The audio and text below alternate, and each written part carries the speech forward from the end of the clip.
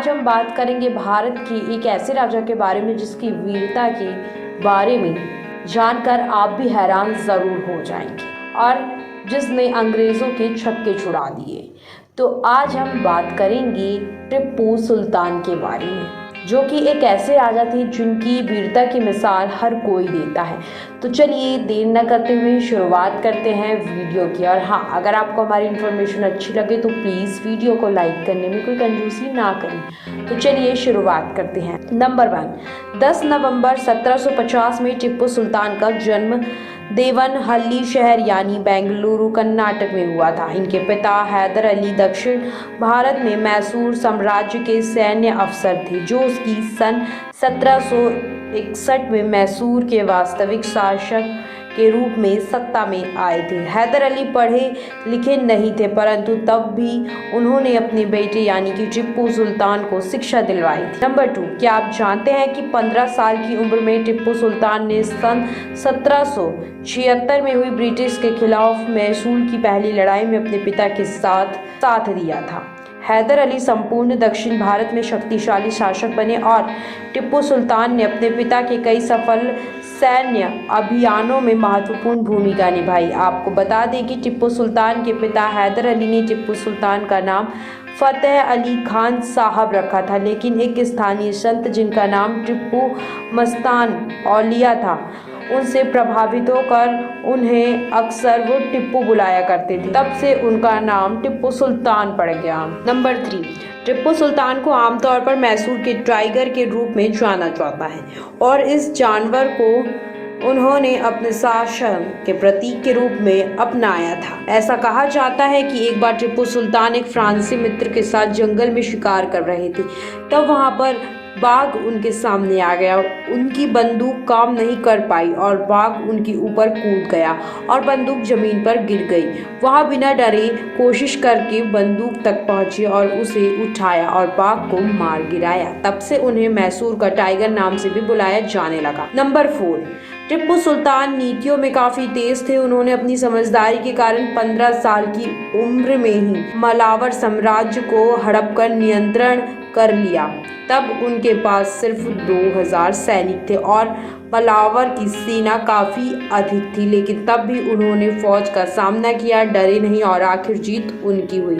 Number 5, पिता की मृत्यु के बाद टिप्पू सुल्तान मैसूर साम्राज्य के शासक बने थे और इसके बाद उन्होंने अंग्रेजों की आक्रामणी की जांच करने के लिए मराठों और मुगलों के साथ गठबंधन कर सैन्य रणनीतियों पर काम करना शुरू कर दिया था। सन 1784 में द्वितीय अंग्ल मैसूर युद्ध को समाप्त करने के लिए अंग्रेजों के साथ मंगलोर की संधि की।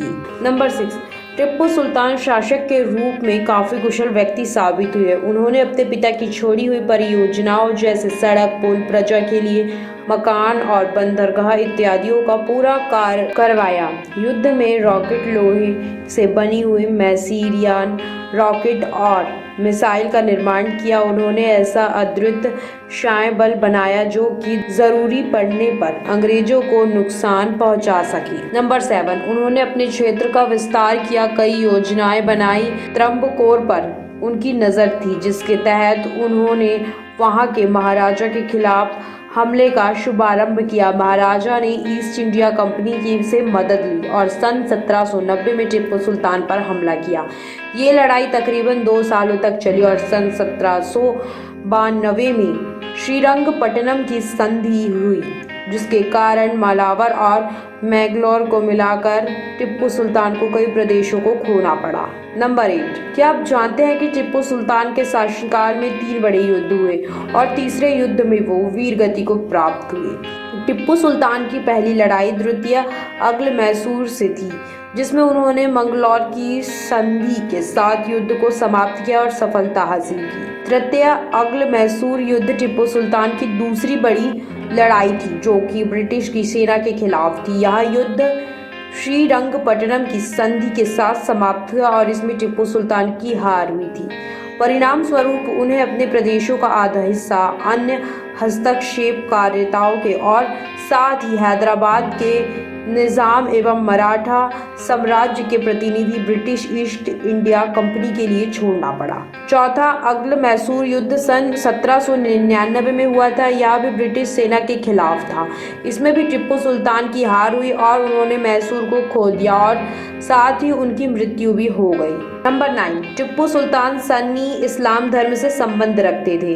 उनकी तलवार का वजन लगभग 7 किलो 400 ग्राम है और तलवार पर रत्न जड़ीता बाग बना हुआ है। ऐसा कहा जाता है कि आज के समय उस तलवार की कीमत तकरीबन 21 करोड़ रुपए है। क्या आप जानते हैं कि फ्रांस में बनाई गई सबसे पहली मिसाइल के आविष्कार यदि किसी का सबसे बड़ा अधिक दिमाग था तो वो था स्वयं टिप्पू सुल्तान और हैदर अली का। उन्होंने जिस रॉकेट का आविष्कार किया था वो आज भी लंदन के एक म्यूजियम में रखा हुआ है। हम आपको बता दें कि अंग्रेज इसे अपने साथ ले गए थे। नंबर 10, टिप्पू सुल्तान ने बहुत ही कम उम्र में शूटिंग, तलवारबाजी और घुड़सवारी सीख ली थी और यही कारण था कि उन्होंने अपने पिता के साथ 15 वर्ष की आयु में युद्ध लड़ा। वे बहुत मेहनती थे। उन्होंने मैसूर में नौसेना के एक भवन में एक महत्वपूर्ण भूमिका निभाई जिसके अंतर्गत 72 तोपों के 20 रणपोतों और 62 तोपों के 20 पोत आते हैं। नंबर 11, टिप्पू सुल्तान को बागवानी का काफ़ी शौक था। यह इस बात से पता चला कि विदेशी गणमान्य व्यक्तियों के साथ उनके अधिकांश पत्राचार हमेशा बीजों और पौधों की नई किस्मों के लिए अनुरोध को लेकर होते थे। उन्हें बेंगलोर में 40 एकड़ लालबाग बॉटनिकल गार्डन की स्थापना के लिए भी जाना जाता है। उन्होंने लंबे समय तक ब्रिटिश हमलों से डेक्कन इंडिया को बचाया और उन्हें उनके द्वारा टिप्पू साहिब के रूप में संबोधित किया गया। तो ये थे हमारे इतिहास के राजा टिप्पू सुल्तान के बारे में अमेजिंग और अनोखे फैक्ट्स, उनके बारे में कुछ अनोखी बातें। तो और भी इंटरेस्टिंग फैक्ट्स और अनोखी बातों को जानने के लिए प्लीज़ चैनल को सब्सक्राइब करना ना भूलें। तब तक के लिए आदाब, नमस्कार, सत श्री अकाल।